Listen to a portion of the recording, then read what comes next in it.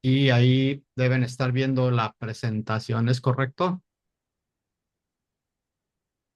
Sí, sí. Sí, muy bien. Pues vamos a platicar hoy de la primera de lo que le llamamos masterclasses, que son tres tópicos, tres temas de administración de proyectos que junto con Oscar, junto con Dolores Lankenau, otra colega socia del grupo, consideramos que son pilares, pilares así fundamentales en concepto para llevar a cabo una buena administración de proyectos. Además, obviamente, de muchas otras herramientas. Entonces, el día de hoy vamos a ver justificación económica de un proyecto y desde hace mucho tiempo, un servidor ha trabajado en evaluación económica de proyectos. De hecho, mi primer trabajo, lo he comentado con algunos de ustedes que me conocen, trabajaba yo en la evaluación económica del proyecto y si se autorizaba en la ejecución del proyecto.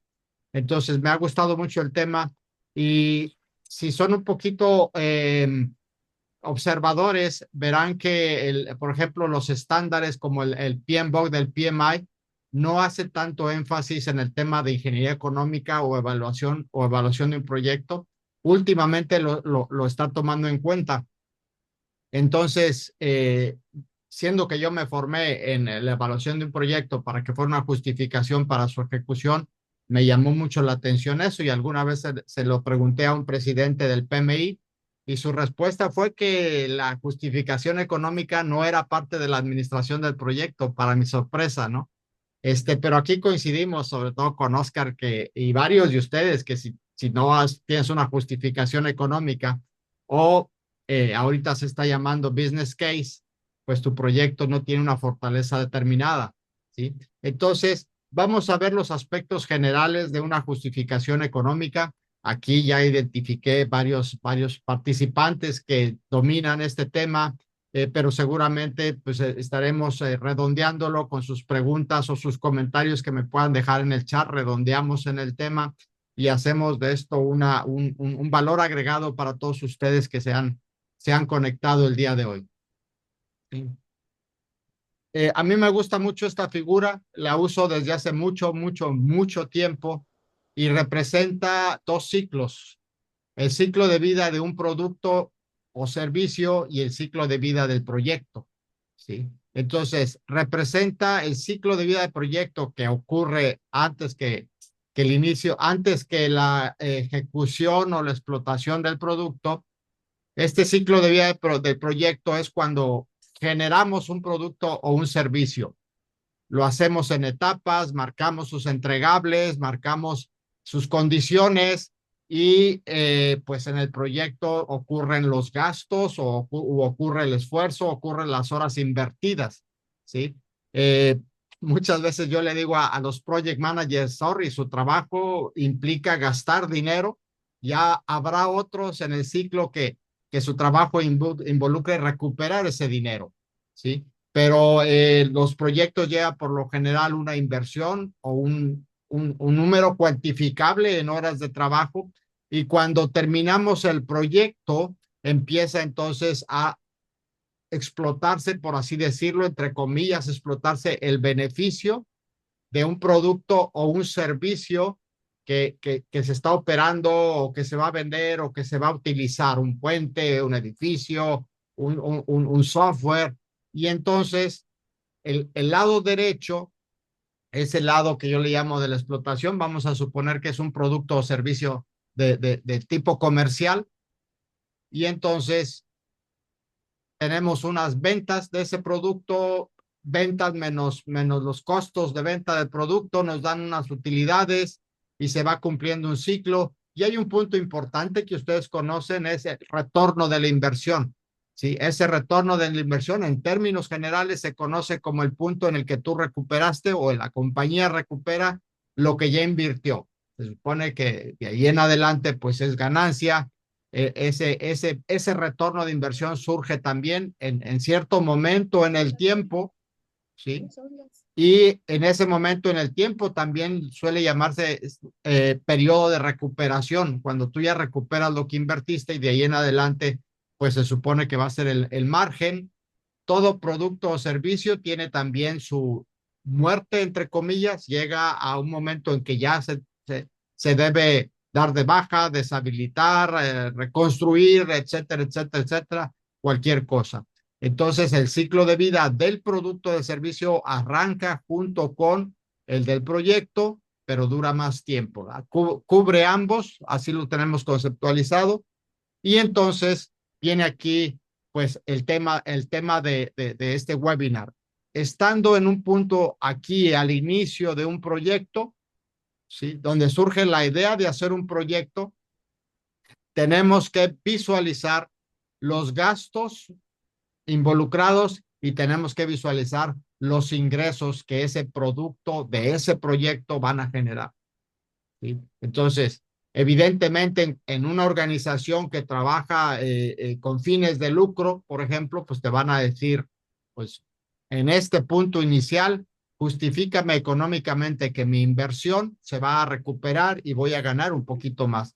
Igual si es una organización sin fines de lucro, yo creo que lo sano de una organización sin fines de lucro te va a decir, justifícame que lo que voy a invertir aquí, al menos lo voy a recuperar, ¿sí?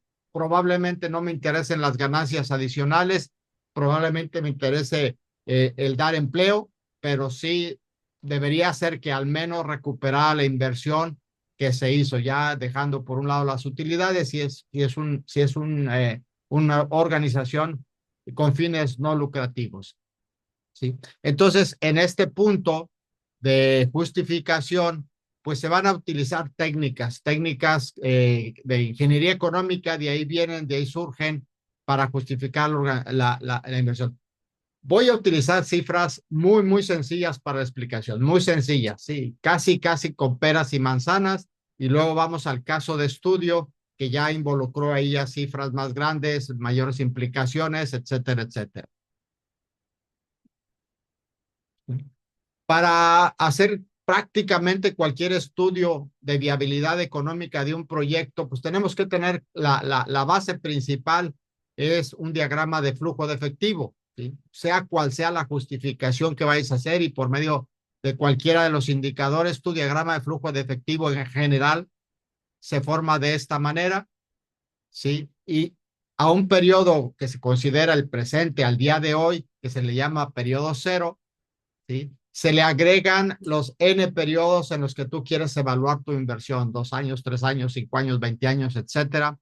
Y en ese periodo vas a tener, durante la vida útil del producto, vas a tener ingresos simbolizados hacia arriba y vas a tener egresos simbolizados hacia abajo.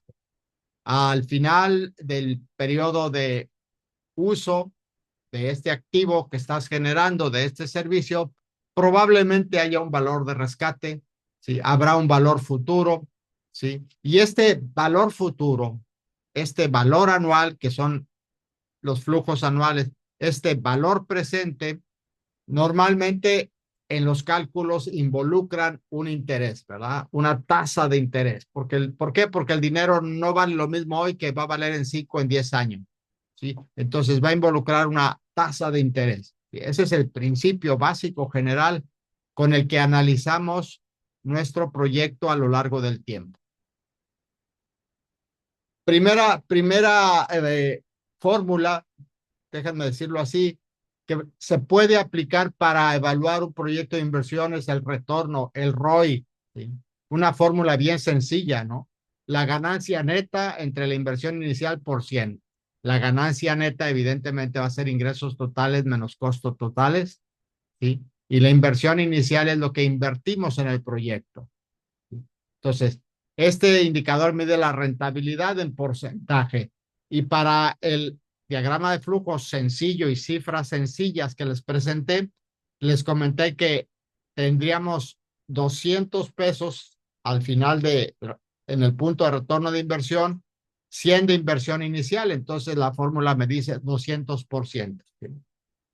¿Quién o para qué acostumbramos a utilizar el retorno de inversión? Porque se ve muy simple la cifra, se ve muy sencilla la cifra, ¿sí? Pero la cifra de retorno de inversión la utiliza mucha gente para hacer preevaluaciones de proyectos, ¿sí? antes de meterse a detalle en calcular ingresos, costos y un indicador más exacto, digamos, pues un inversionista dice cuánto le voy a meter, cuánto en total le voy a sacar y déjame saco mi retorno. Y ya cada inversionista trae en la mente un retorno por el cual él decide invertir o no invertir, 50, 80, 90, 120, cada quien dispone, pero generalmente, al menos en proyectos de cierta magnitud, el retorno de la inversión es para que el inversionista o el director de finanzas o el director de la empresa diga, suena interesante, vamos adelante, hacer cálculos más detallados de el, el, el, eh, la justificación de un proyecto. ¿Sí?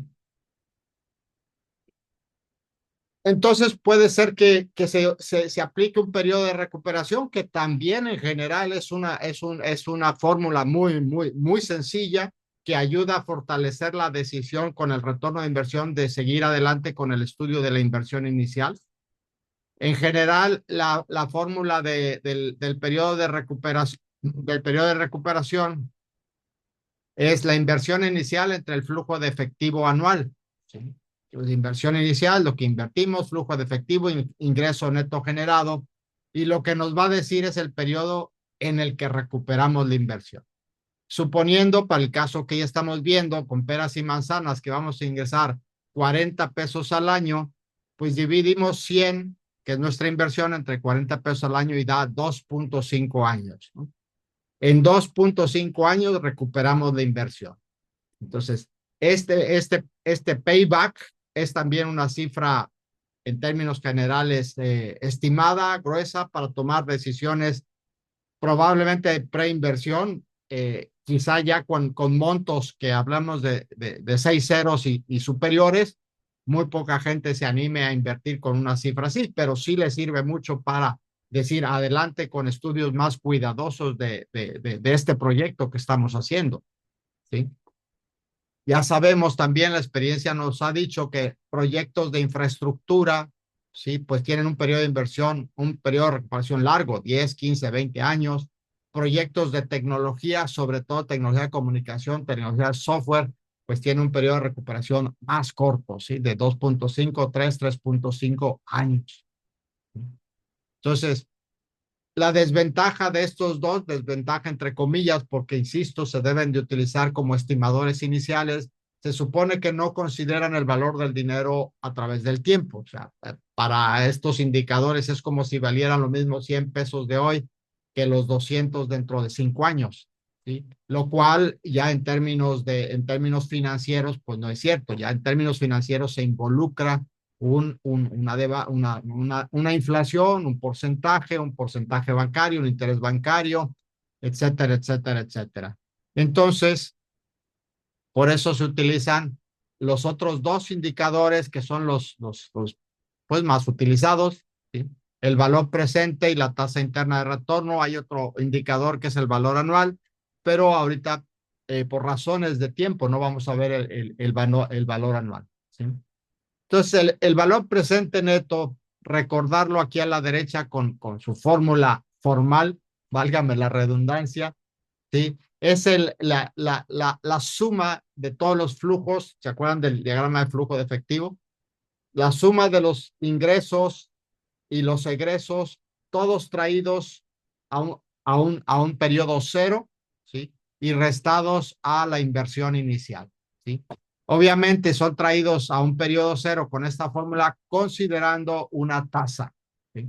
Para el valor presente neto, lo recuerdan, hay que tener una tasa, se le suele llamar TREMA, tasa de rendimiento mínima aceptable, TEMAR, lo traducen otros, discount rate, se suele llamar en inglés, y con esa tasa, pues, hacemos las operaciones de traer todo al presente, ¿sí? Aquí, haciendo esos cálculos sencillos, ¿sí? Suponiendo un trema de 10% y un periodo de 5 años, el valor presente neto es 51.63 pesos, ¿verdad?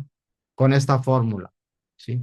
Entonces, ¿cómo se decide la inversión? Si el BPN es mayor que cero, la inversión es rentable. Si BPN es igual a cero, la inversión ni gana ni pierde. Aquí es una decisión difícil, ¿verdad? Cuando estamos cerca del cero, si el BPN es menor que cero, se supone que no se debe de invertir porque implicaría que al día de hoy estarías perdiendo dinero, ¿sí?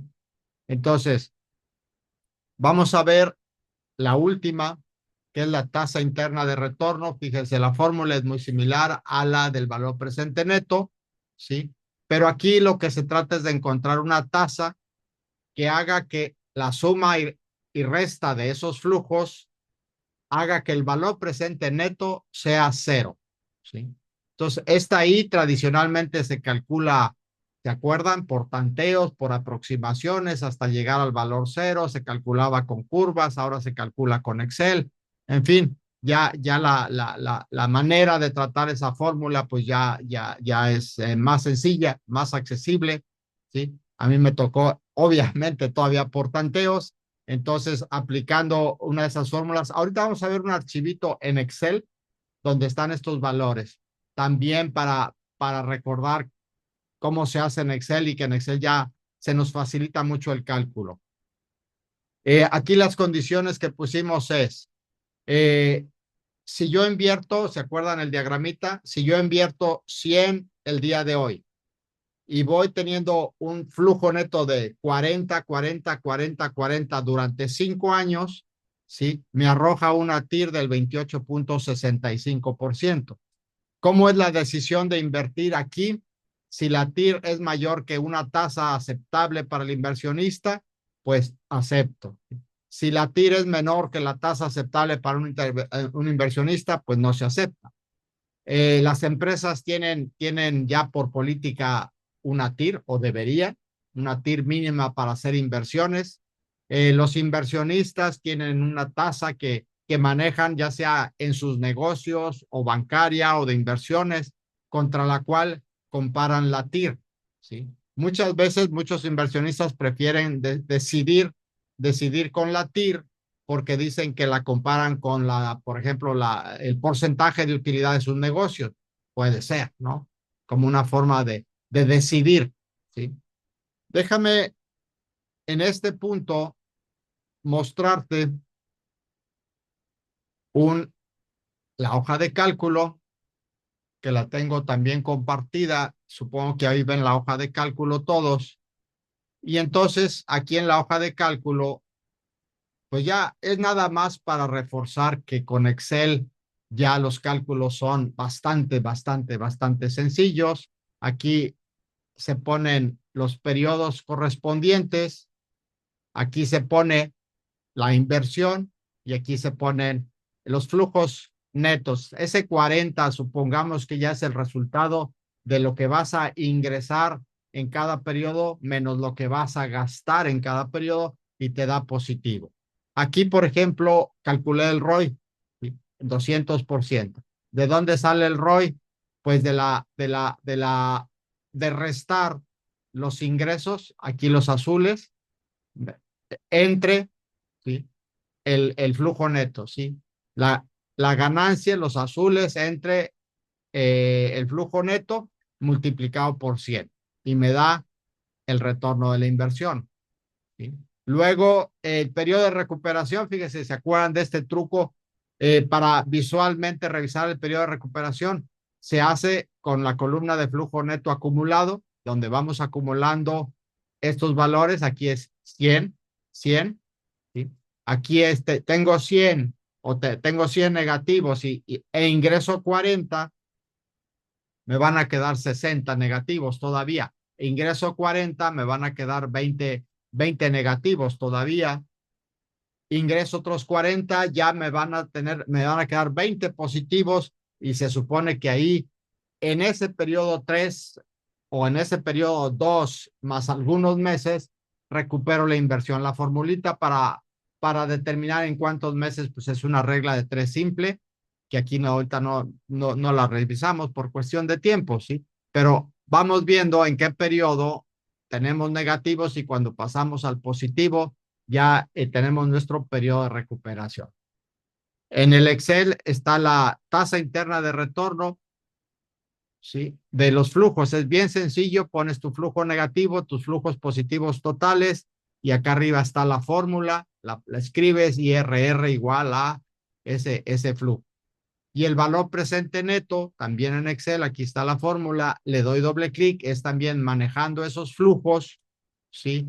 Le tienes que poner la tasa, aquí está, miren, 0.1, espero que la alcancen a ver, 0.1 es la tasa y le pones los flujos del periodo 1 al periodo 5, aquí está, del C3 al C7, más la inversión inicial, más el C2, ¿sí? Entonces, pues es una manera relativamente sencilla de obtenerlo, pero es más, al día de hoy, pues vino la inteligencia artificial generativa y ya nos facilitó todavía más estos cálculos. Entonces, voy a compartir el explorador porque estuve también pues revisándolo con el chat GPT para no equivocarme. Es el que más uso yo. Hay varios que utilizo, pero generalmente tengo más tiempo utilizando el chat GPT y pues aquí está, miren, aquí me facilitó también la vida, me hizo corroborar esas cifras sencillas. Dice, ¿cuál es el ROI? Si la ganancia neta son 200, aquí me dice cuál es el ROI. También le puedo preguntar cuál es el valor presente neto a 5 años con tasa de rendimiento de 10%. Aquí me la confirma. Le pregunté cuál es la tasa de retorno con 100 de inversión inicial y 40 durante 5 años y me calculó la tasa interna de retorno, ¿no? Y más acá arriba también le pregunté por las fórmulas de cada uno de ellos. En fin, realmente la inteligencia artificial generativa y el chat GPT, ustedes lo saben, nos está a la vez que facilitando la vida, en mi opinión, poniéndonos el reto de hacer la pregunta correcta, ¿verdad? Hacer la pregunta correcta en lo que se llama ahora la ingeniería de prompt, ¿sí? Entonces, me voy a regresar a la presentación. Ahí estoy en la presentación. Creo que la están viendo. Entonces, resumiendo hasta ahorita, tenemos que cuando hacemos un proyecto, un ciclo de vida, que es el del proyecto propiamente, donde hacemos gastos, y luego sigue la utilización del producto o servicio, que es donde esperaríamos generar ingresos. Entonces, esa operación de calcular los ingresos y los gastos a lo largo del tiempo nos lleva a utilizar indicadores económicos para saber si justifica o no justifica mi proyecto. Vimos 4: retorno de inversión, periodo de recuperación, tasa interna de retorno y valor presente neto. Son los más comunes, no quiere decir que sean los únicos, y los vimos en un caso muy sencillo. Y eso, yo digo, es la parte fácil de la evaluación económica y muchos de ustedes compartirán la opinión conmigo. Si meter los datos a la fórmula y ahora ya ni siquiera meterlos a la fórmula, sino platicarlos al chat GPT, es la parte más sencilla. La parte complicada de la evaluación económica de un proyecto son los supuestos que hay que hacer, son los datos, encontrar los datos lo más correcto posible, eh, la incertidumbre de tu evaluación, ¿sí? La incertidumbre y vivir con esa incertidumbre, eso le da sabor al caldo, ¿sí? A lo que es una evaluación económica. Y por lo tanto decidí también para ver un poquito de ese sabor, para dar una probadita, presentar un caso de estudio que me tocó hacer. Yo hice la evaluación económica, obviamente, con un equipo de trabajo que me ayudó con costos, que me ayudó con proyecciones, que me ayudó con ventas. Entonces, consideré que valía la pena platicar con ustedes sobre este caso de estudio. Sí. En una empresa donde yo trabajé, también con varios de ustedes saben que estuve trabajando en una empresa de fabricación de acero, en la ingeniería del laminador de barras, la barra de acero, la barra de construcción que se utiliza para castillos, para puentes, para todo eso. Es una barra que se calienta en un horno y luego se va estirando con los molinos y al final sale ya la varilla corrugada, se deja enfriar y se vende, ¿sí? Entonces, esta empresa tenía un tipo de varilla, se llamaba la varilla de alta resistencia, ¿sí?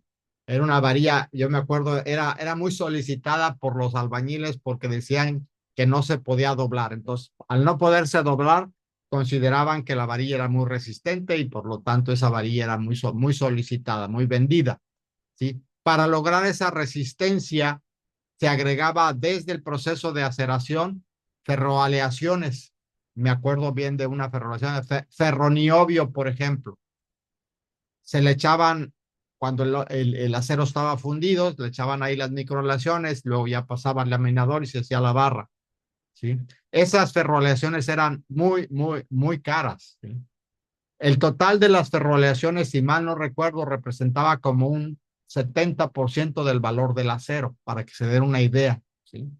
Entonces empezó a surgir en la tecnología mundial, ¿sí? Se empezó a pensar por qué no darle un tratamiento térmico a esa varilla en lugar de las ferrolaciones. Hagan de cuenta templarla, ¿sí? ¿Y cómo templarla? Pues pasarla por agua cuando se estuviera laminando. Eso es lo que esta figurita de la derecha está viendo aquí, ¿sí? De acá viene la varilla, viene para acá, se está estirando, se está elongando para hacer la varilla y en una parte del laminador meterle unas camisas de agua. Aquí están representadas unas camisas de agua. Estas flechitas azules hacia allá, quiere decir que se suponía que el chorro debería ser, el chorro de agua o los chorros de agua deberían ir en contracorriente de cómo iba avanzando la varilla, pues para alcanzar esa propiedad. Acá abajo, miren, un poquito para los que no están familiarizados con la tecnología del acero, sí ven que tiene una cascarita afuera y una parte diferente adentro. Esta es caliente y esta es fría. Es porque cuando templas el acero, ¿sí? Y lo templas así abruptamente, la parte de afuera es la que queda tenaz, ¿verdad? Tenaz, así dura. Y la parte de adentro, como no se alcanzó a enfriar, porque pasa la varilla, pasa muy rápido, no se alcanzó a enfriar, queda blanda. Entonces, esa combinación de tenacidad afuera con blandura, entre comillas, adentro, le hace que la varilla sea muy resistente y que a su vez se pueda doblar, ¿sí? Porque se debe poder doblar, lo sabemos, ¿no?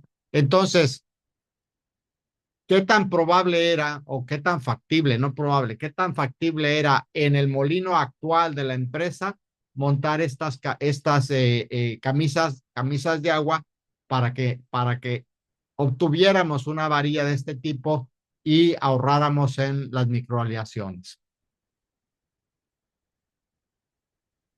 Traje por aquí el croquis para no complicar el asunto de la visualización, el croquis de lo que implicaba esas camisas de agua.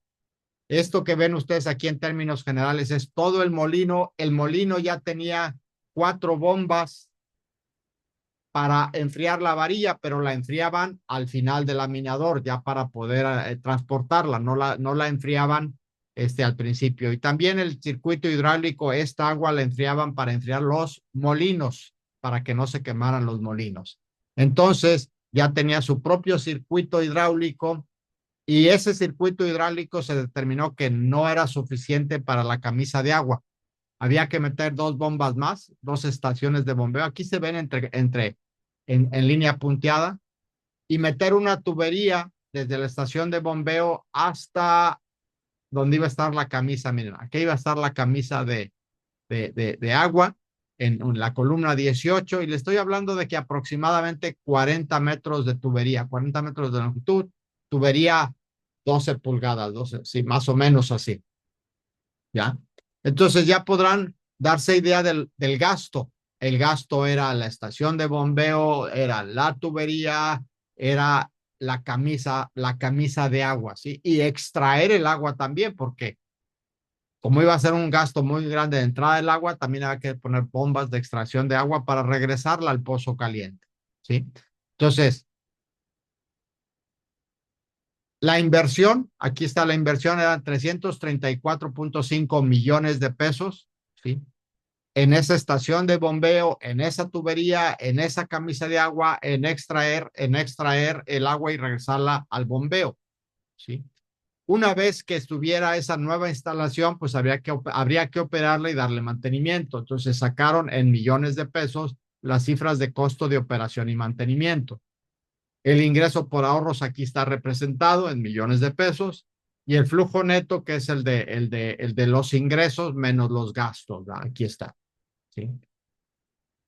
Había que hacer el cálculo de impuestos y había que hacer el cálculo de depreciación de maquinaria y equipo. El detalle no está aquí, pero la cifra sí.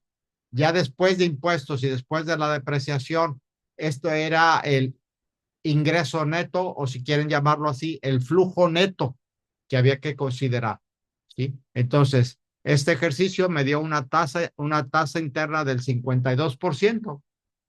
Buena, mala, regular, insisto, depende de las políticas de una empresa, del financiamiento en una empresa, etcétera, etcétera, etcétera. Ahorita en la conclusión o en la parte que sigue, pues les voy a platicar lo que pasó. Primero, déjenme decirles algunas implicaciones de estos números, porque lo fácil está poner los números, ¿cierto?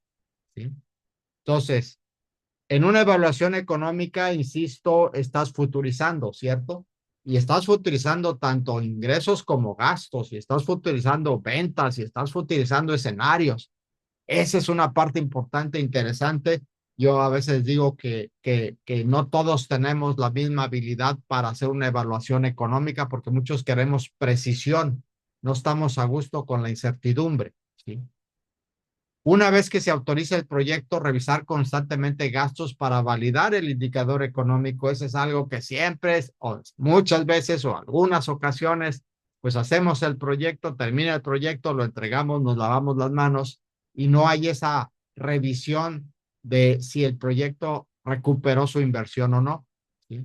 Durante el proyecto, dar seguimiento constante a esos supuestos, ¿sí? Por ejemplo, un supuesto de la empresa donde yo estaba, que la varilla, esa varilla de alta resistencia, pues siguiera vendiéndose y siendo atractiva para el consumidor, para los constructores.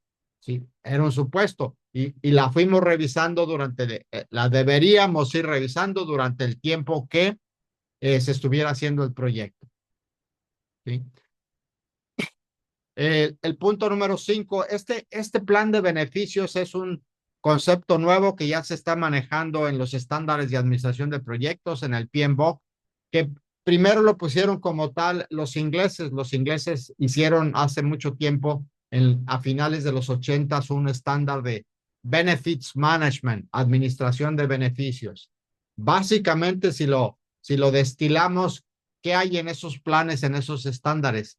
¿Qué vas a medir cuando termine tu proyecto? ¿Quién lo va a medir y cómo lo va a medir? Y todo esto para revisar si se cumple la justificación económica.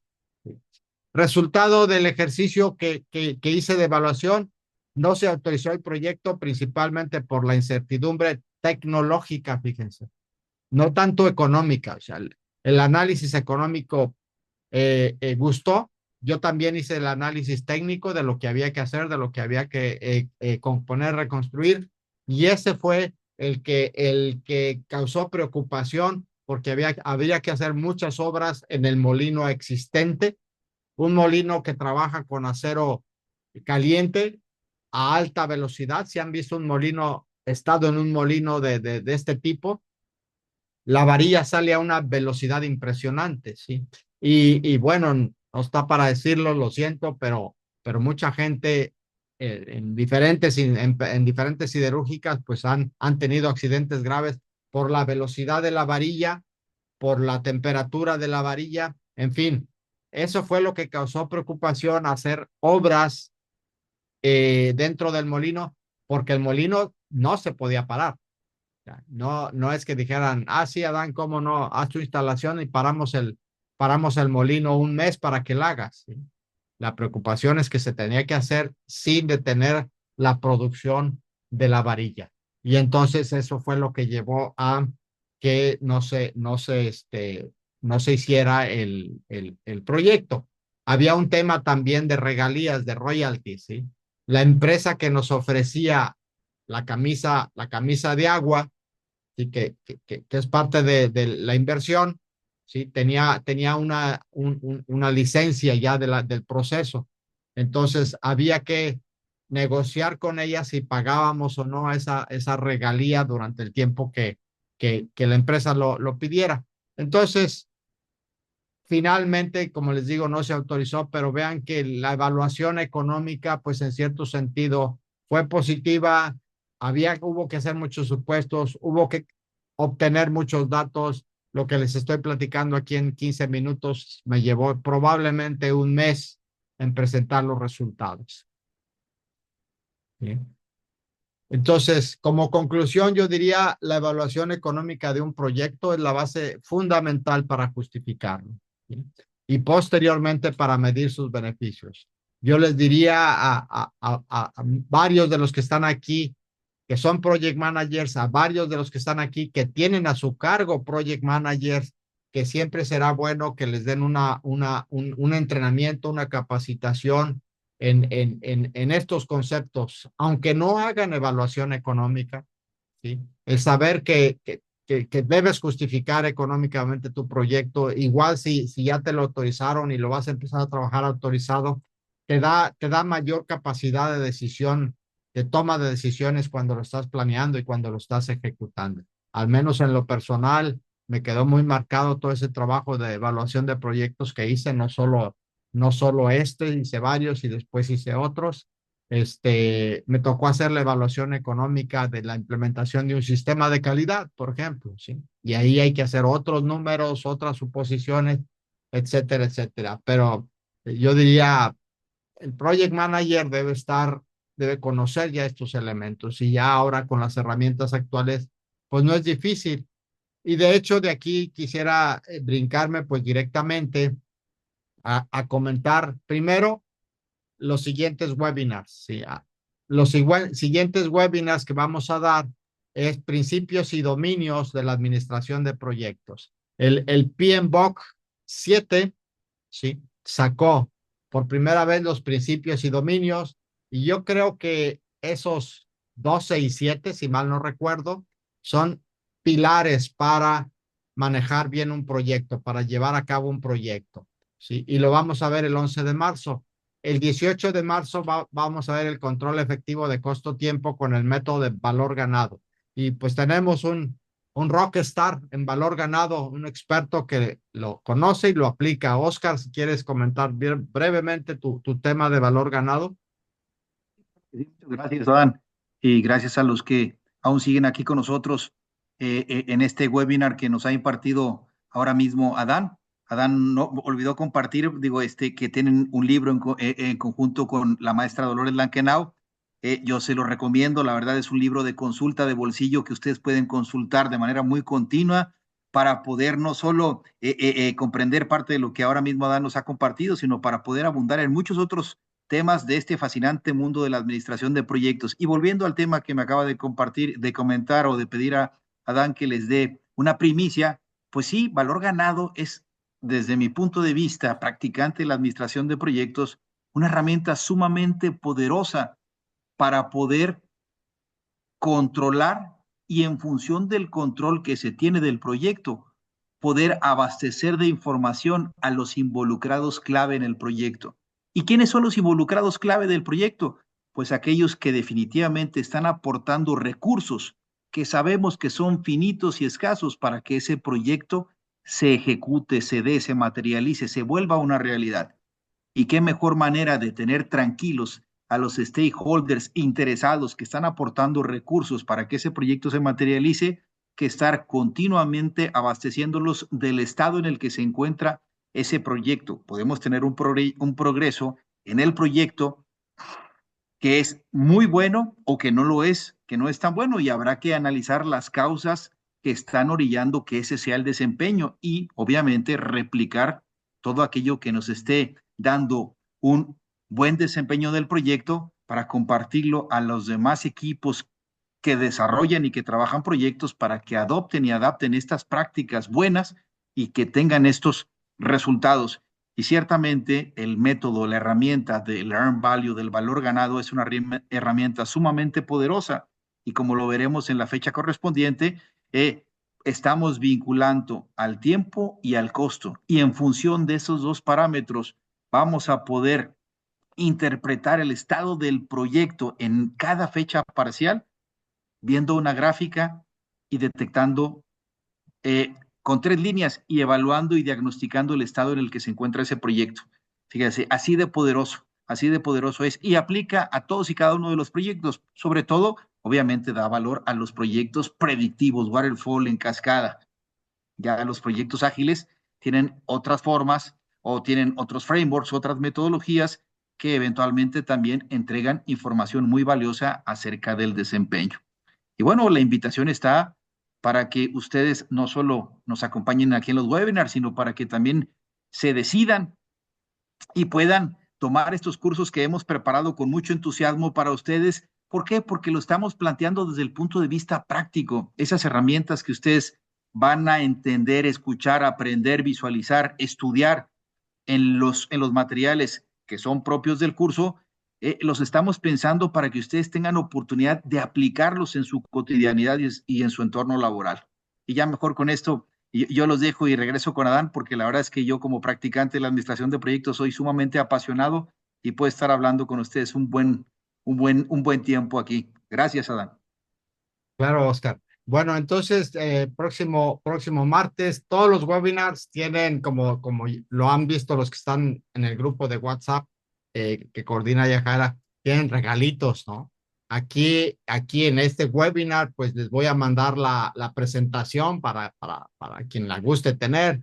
Les voy a mandar el archivo en Excel, donde hago el ejercicio sencillo de la presentación. Y ahí está también el cálculo de la TIR del caso de estudio. También les va a llegar el archivo. Se está grabando, ¿verdad? Si lo quieres volver a ver, te damos la grabación. Aquellos que no lo vieron o que van en el carro y no están viendo la presentación, van a tener la grabación también.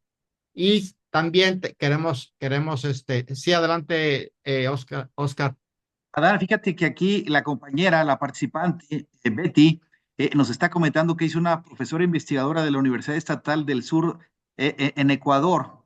Obviamente te manda saludos, te felicita por pues, la explicación, por lo que nos has compartido y está muy interesada en obtener el libro. Bueno, pues aquí, por favor, yo entiendo y como lo dije, perdón, lo tuve que haber dicho, eres muy humilde en ese sentido para estar promocionándote tú mismo, pero la verdad es que yo sí, siempre que tengo oportunidad, lo recomiendo sobremanera. Digo, tú con gusto les puedes dar y compartir ahí los comentarios de dónde pueden adquirir el libro, ¿no, Adán? Sí, claro, claro, cómo no, con gusto. Ahorita voy a pasar eso, Oscar, a la última sección para dar los datos completos del libro y que se puedan adquirir. De hecho, está Pearson. Pearson lo distribuye en la versión 2, y se vende digital y se vende en físico. Una característica del libro, evidentemente, que Dolores y yo consideramos, fíjense, que el capítulo 1 es de evaluación económica, ¿sí? Eh, Créanme que he revisado bastantes libros de administración de proyectos y no muchos he encontrado que trajeran la parte de evaluación económica, ¿sí? Muchos siguen el estándar del PMI, que es planeación, y empiezan con un inicio y un charter del proyecto, pero no traen esta parte. Entonces, considero que eso hace interesante el libro y ha ocasionado pues que se haya vendido muy bien. Ya tenemos, como les decía, la segunda versión. Bueno, y también en el marco de esta transmisión de conocimientos, pues está la invitación para un curso que estamos ofreciendo, que va a ser en línea y en sesiones en vivo. Es una especie de híbrido, no le queremos llamar híbrido totalmente. Los contenidos van a estar en línea y los pueden ir accediendo y estudiándolos a su ritmo, pero también vamos a tener sesiones en vivo de 1 hora de cada uno de los temas para que haya intercambio. ¿Va? No quisimos que fuera totalmente en línea porque queremos que la gente pues sepa que hay alguien detrás de lo que está escrito, ¿verdad? Entonces, ese curso la fecha, la nueva fecha es el 24 de marzo para los que se quieran inscribir. Aquí están los temas: fundamentos de la administración de proyectos, administración del inicio, alcance y tiempo, administración de costos, principios y metodologías ágiles, marcos del análisis de negocio. Aquí en este punto 5 viene este tema de justificación económica de un proyecto, y desde luego les damos los elementos necesarios para que presenten con éxito un examen de certificación. Tenemos promoción hoy para que vean, aparte de lo que ya les puedo mandar. Sí, tenemos la siguiente promoción: el curso se ofrece en descuento, 20% de descuento si te inscribes a más tardar el 14 de marzo.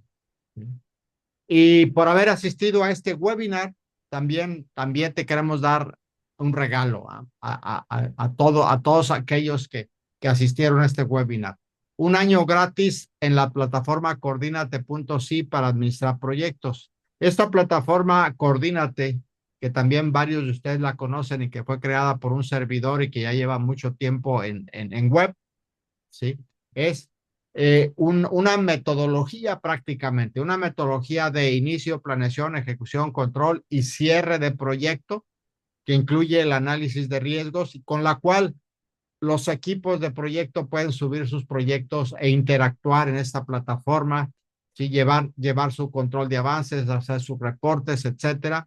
Entonces, tiene un costo mensual, pero la que hicimos en este webinar, la quisimos proponer gratis en la plataforma. Estos bonos de la plataforma, el Excel y todo eso, pues lo van a ver materializado ustedes vía el WhatsApp del grupo, ¿verdad?